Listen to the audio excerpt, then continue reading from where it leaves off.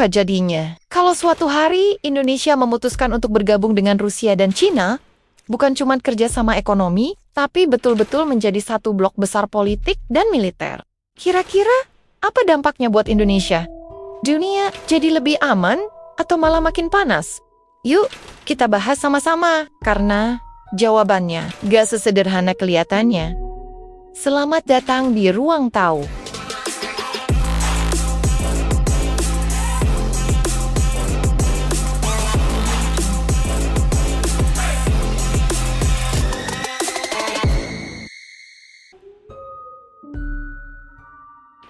Pertama-tama, mari kita lihat kekuatan masing-masing negara. Indonesia punya lokasi strategis di jalur perdagangan dunia. Jumlah penduduknya besar dan sumber daya alamnya melimpah. Rusia punya kekuatan militer besar dan cadangan energi terbesar di dunia.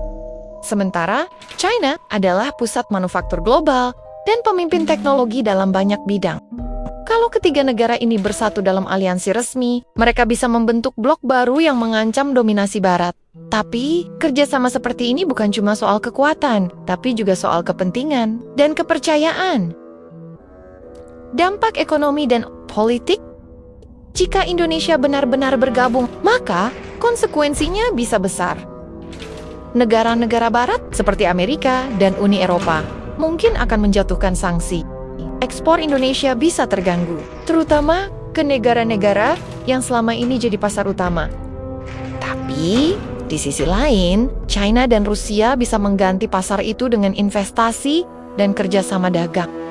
Indonesia bisa dapat teknologi, infrastruktur, bahkan sistem pertahanan baru. Tapi risikonya juga tinggi.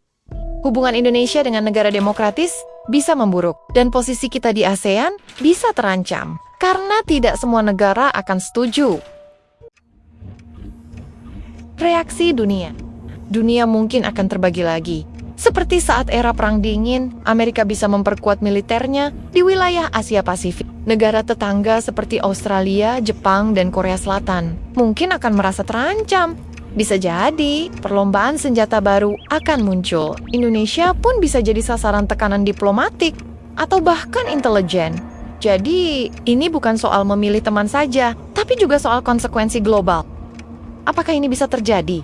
Secara konstitusi, Indonesia menganut politik luar negeri bebas aktif. Artinya, kita tidak berpihak ke blok manapun. Tapi dalam praktiknya, dunia makin kompleks. Banyak negara netral akhirnya harus memilih arah. Jadi, walaupun kelihatannya mustahil, dalam kondisi tertentu, segala kemungkinan bisa terjadi. Sejarah telah membuktikan, aliansi global bisa terbentuk hanya dalam waktu singkat. Jika tekanan cukup kuat, nah, menurut kamu, apakah Indonesia sebaiknya tetap netral?